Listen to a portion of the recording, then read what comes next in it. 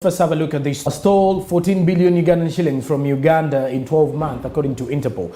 Now, the latest figures compiled by Interpol show that the hackers have become more lethal during the COVID-19 era, as the statistics on cyber crimes contained in a report by Interpol Director, Senior Commissioner Charles Birungi, indicate that $4 million, that is about 14.4 billion shillings, has been lost to online fraudsters in the last 12 months.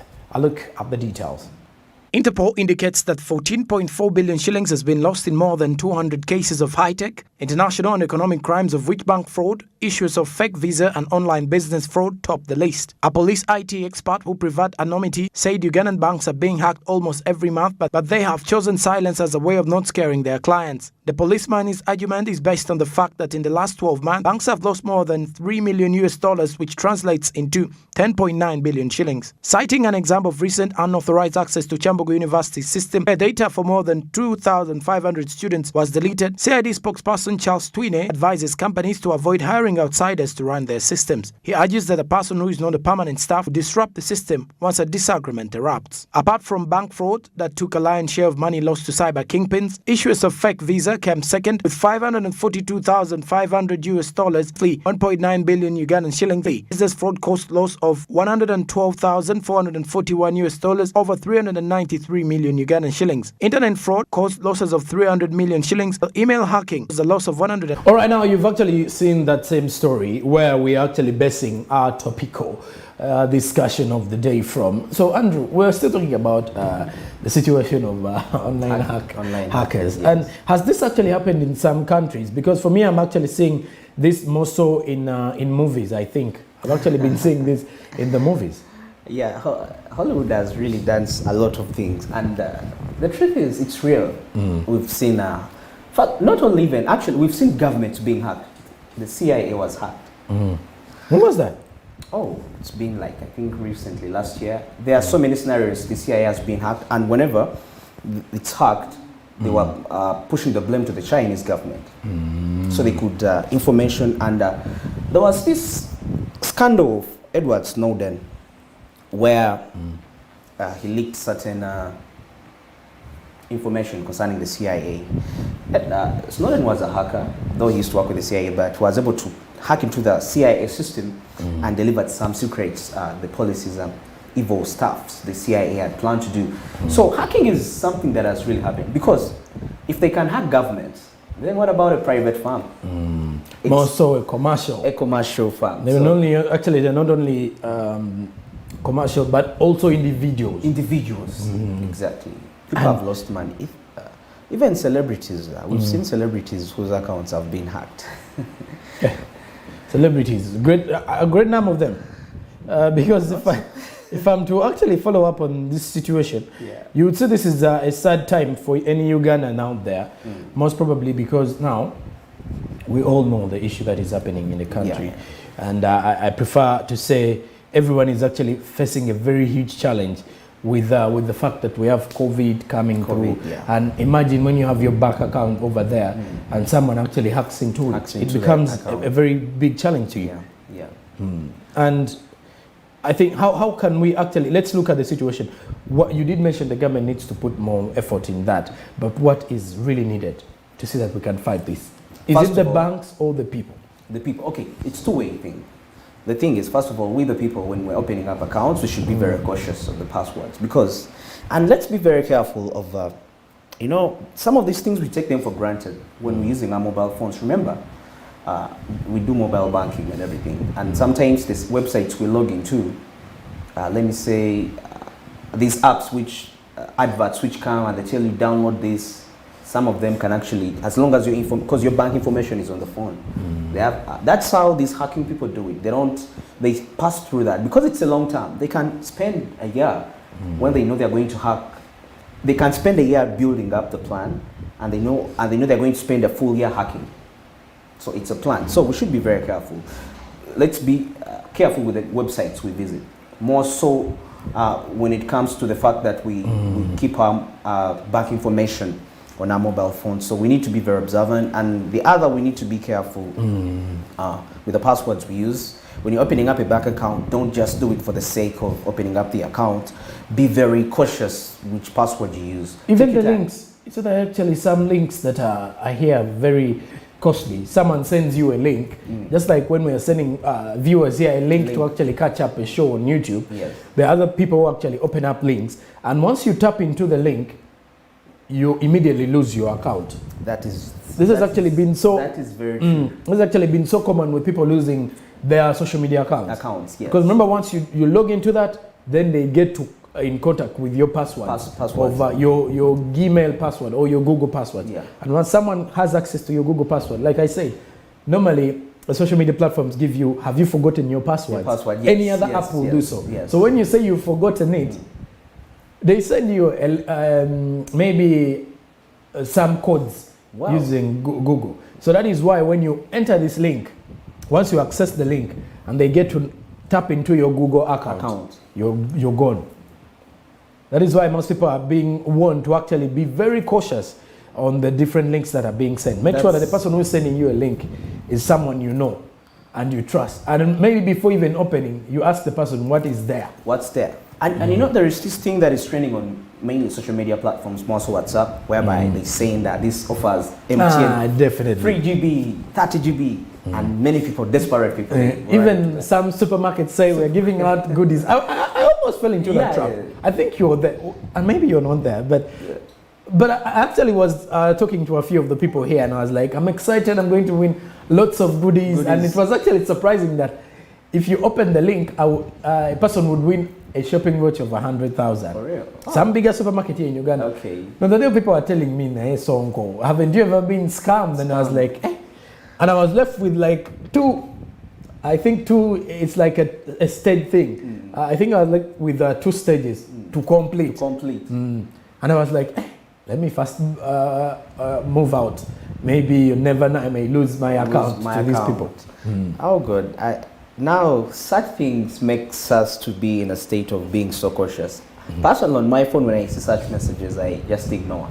In fact, I'm trying to find a way I can block all those ads. I don't want ads. I know, but they do advertising. don't use it when they say, are they called cookies on different websites? Yeah, accept. But that one is it's not because bad. they are Cookies advertised. it's more of in terms with that website. That one is okay. I always accept personally, or accept because if you don't accept, they're going to disturb you when you're searching. A lot of things come. You'll have to, You accept the cookies. It's something in IT. Those who did IT, it's something.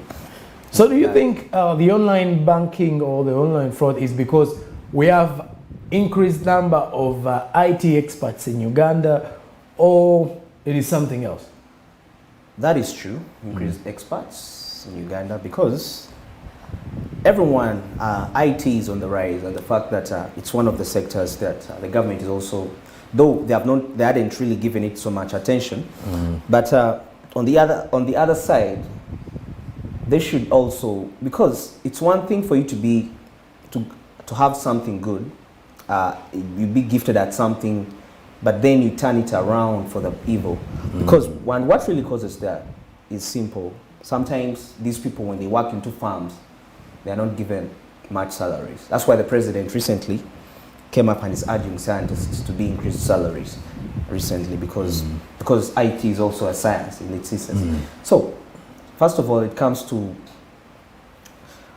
if you hire an IT expert in your farm, you as a CEO, it's your responsibility to build a certain relationship with them. Try to understand them when they request certain, because they have needs.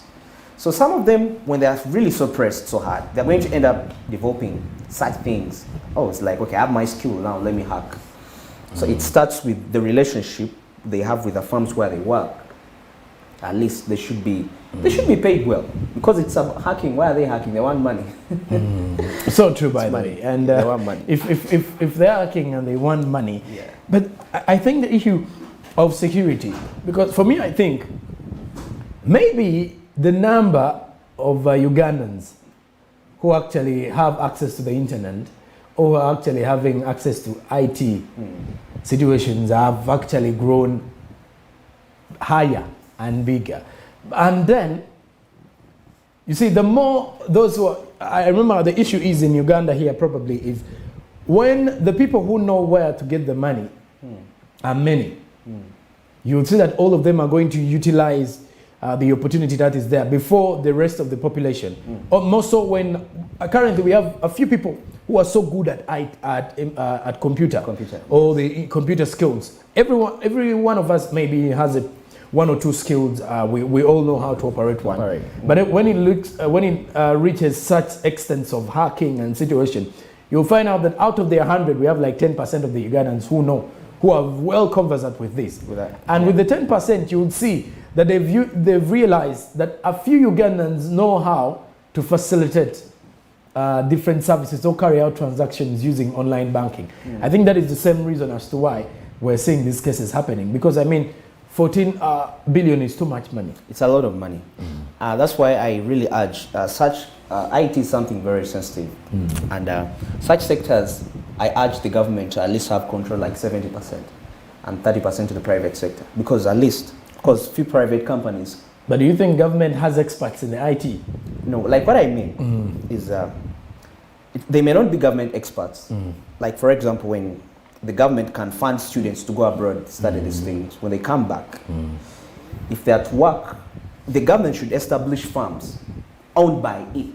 And those farms attract, when these people leave those countries abroad, they come back to work in those farms. Well, it's the government paying them salary. Because you see, even during the election period, I realized that the IT experts that were actually running with the elections and the electoral commission system were non-government workers, or they were just temporary employees, which showed a weakness as a government that we do not have a lot of experts in the sector of IT in government. Because I even had some few friends who had actually signed contracts, because it was like a contract. You know, elections will take like 2 weeks. 2 weeks, yeah. And then you get a contract from the government. You go and operate the situation. I think that is where the issue comes in from. Because when the government says, let's say farms, businesses, or let's say financial institutions, as well as schools, should not use outsiders to facilitate or to actually come and help out with the IT situation. I think even the government now falls victim in the same issue. No, okay, like what I'm trying to see here is it's okay as long as they're Ugandans, because now the challenge would be expatriates from other countries. You remember that issue of the Cuba? People from the Cubans were coming to Uganda to offer. Exactly. Okay. Now, meanwhile, away from that, speaking of the topical discussion of online hackers, we're actually looking at the online hackers who have stolen so far 14 billion from Uganda in the 12-month period. Now, we are heading to the entertainment business news with Andrew Barije to give us more from the entertainment world, what you need to know from the movies, music, what is making money out there, where is the business at? And if I told you a movie fanatic or an entertainment fanatic, someone who's interested to know of the business in Hollywood, this is the time for you. Andrew Barije, take us through. Well, today I'm going to talk about the music, for the music lovers out there. Something really transpired in that industry. There is a company called the Blackstone. Blackstone is it's an equity firm. It really has so many investments across the world. When they measure its worth, it's about 600 billion. About 600 billion.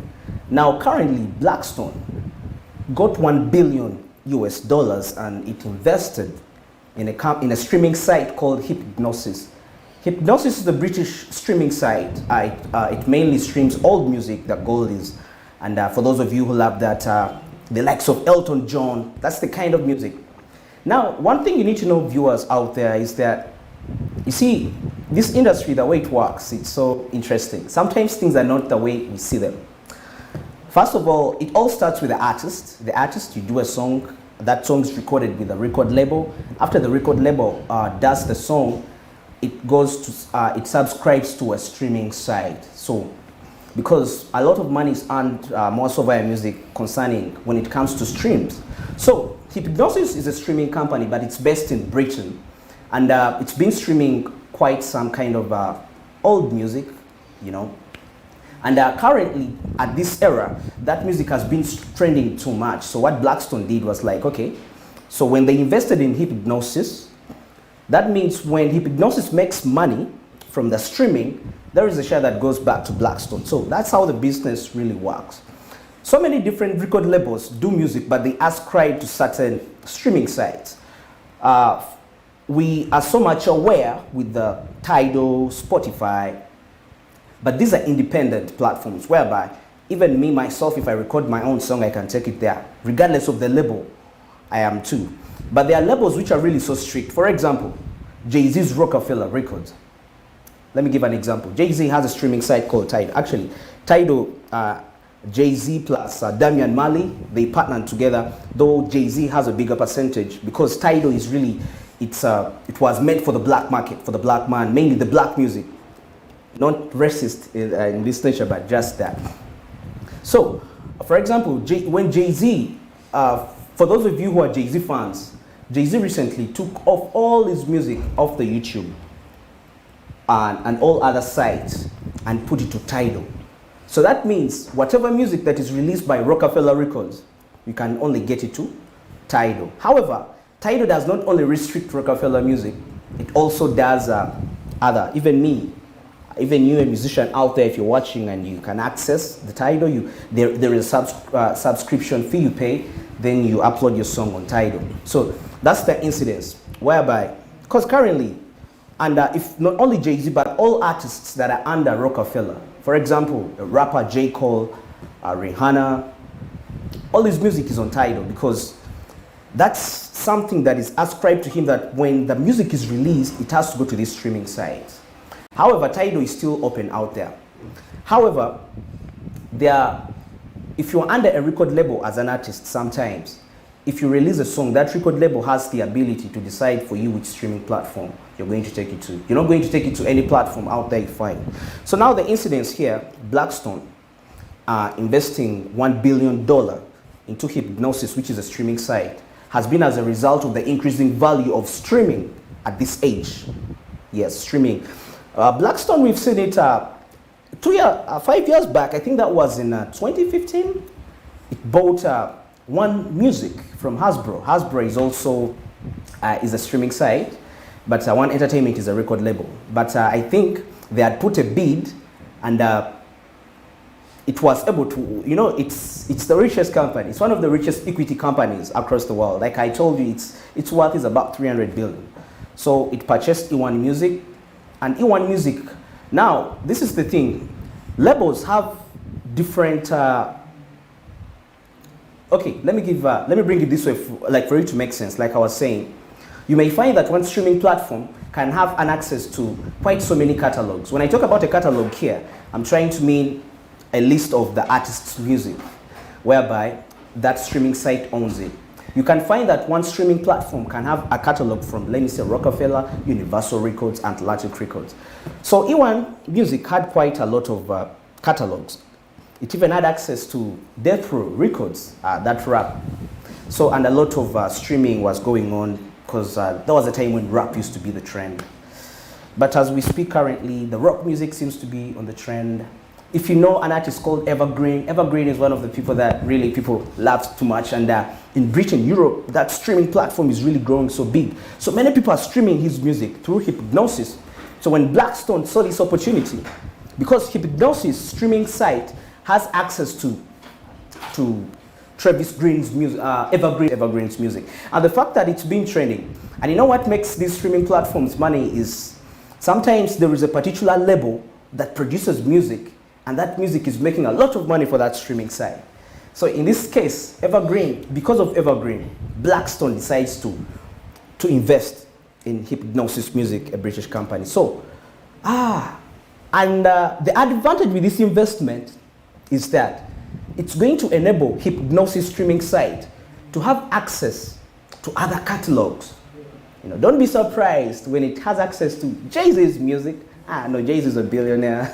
I was cracking a joke. But don't be surprised when you see getting access to so many catalogs of other record labels because of this investment. Because this investment has provided it a wider capital base. Because as a streaming site, for you to have access to a record label's catalog, there is a price you incur. So we hope the future Hypnosis, the streaming site, might be taking the lead of the streaming concerning the music. That's it for the entertainment as of now. All right, Andrew, you've mentioned of what is hypnosis? Hypnosis. What does that mean? It's a streaming site. Just like Spotify. Spotify, yeah.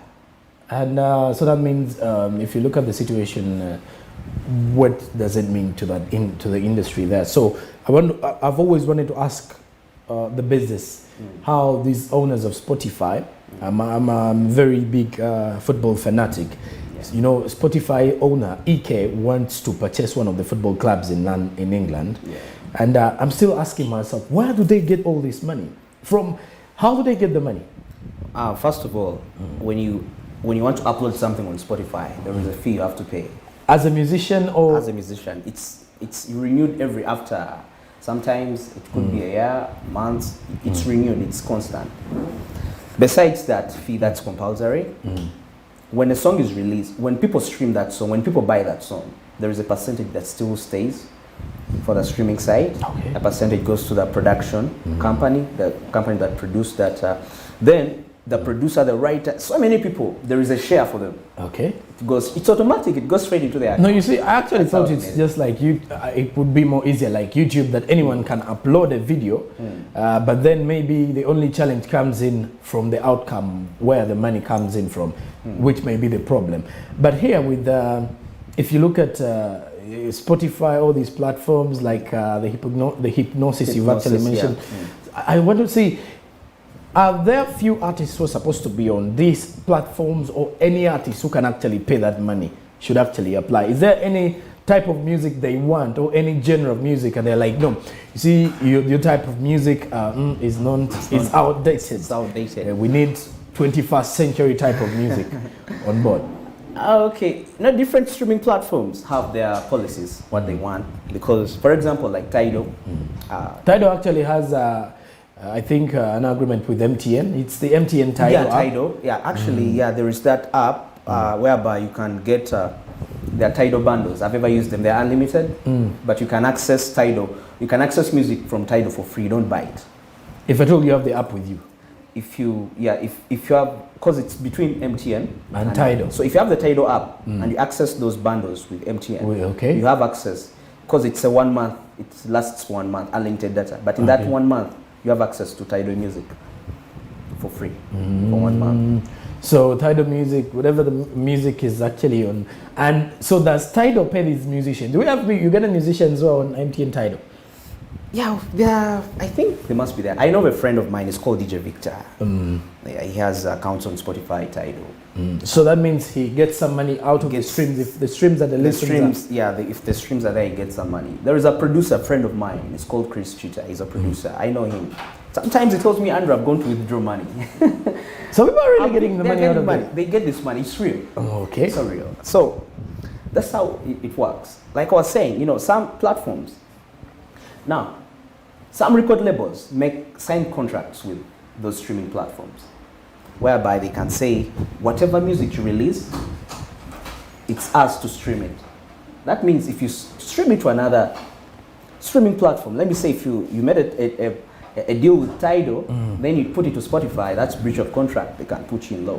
Unless it's part in the agreement that maybe, let me say, I can release an album and I say 70% of this album, Spotify, Tidal, 30% Spotify. It's in the agreement. Meaning, I should do more of Tidal, less of Spotify. That some songs, people can only, like the hit songs should be on Tidal. So that when somebody is looking for them, he has to go to Tidal. These other tracks, albums have this thing of extended version, EP, extended play. So EP is the extended play. I've seen Ugandans are also venturing into EPs now. EPs, yeah. Just that. And you're supposed to purchase now. Lately, I think it is one Waiki Bender who actually put his album on 35,000 Ugandan, and it was like, I think every Ugandan can actually afford that. That is why he put it that cheap. Yeah, which is fine, I think, because people make this music. They invest money to make this music, and we love this music. So let's pay the price for that. In fact, I was suggesting, I don't know what you people think out there, whereby we should introduce a window. This would be a good way for the musicians in Uganda to actually get some good money off their music. We can say, if I release a new song, we give it a 90-day window when it's on only streaming sites. Okay. Eh. And it's free of charge? Oh, No, they buy it. so that anyone can buy it. But the only challenge I still have with Ugandans, I don't think Ugandans are really ready to buy music. They are. They are. Do you know why? No. Do you know why I say that? The digital migration. Because And everyone do you is know- now using the digital spaces, or is it because we have smartphones available? Not really that. Like, okay, yeah, that's one incidence. But do you remember the issue when we were still like on TVs, when we're still watching analog, and that before digital. digital came, Yeah. and everyone was like, "Oh, we can't afford." But now it's the trend. Everyone You know- has to afford a decoder. Because even these countries where which set the trend, doesn't mean that things were okay, but it was deliberate. It is a transition. It's a transition, and before you know it, it's normal to buy a song on Spotify. Before you know it, it's normal to have a dollar account in that country, and that's how development starts within a country. Because if we always keep it comfortable that hey, Ugandans can't buy music, trust me, 50 years the industry will be the same. And do you know why? Right now, APAS is one of the artists I know who has an established Because he has not been platform. doing concerts, by the way. He says That he is- gets the money from the streaming. streaming platforms. Oh. So how was he able to do it? So as an artist, think about that. And also the government at that time, more so, which ministry runs that? What? That's the arts ministry, the arts and performance, music and Arts and performance. Why am I forgetting? It's actually, I've forgotten that. see, there are a number of ministries. But maybe we shall actually get back to that tomorrow, Yeah. before we actually give out wrong information on air. But Andrew, you can actually give your social media accounts to the people as well, to get to follow you before we actually break off. Twitter at Barije Andrew, Facebook Barije Andrew, and YouTube Barije Andrew. All right, at that particular moment, I think we should take a break. When I do return, I have the latest in regards to sports business. Why don't you keep it Smart 24 TV? Let's drive business together.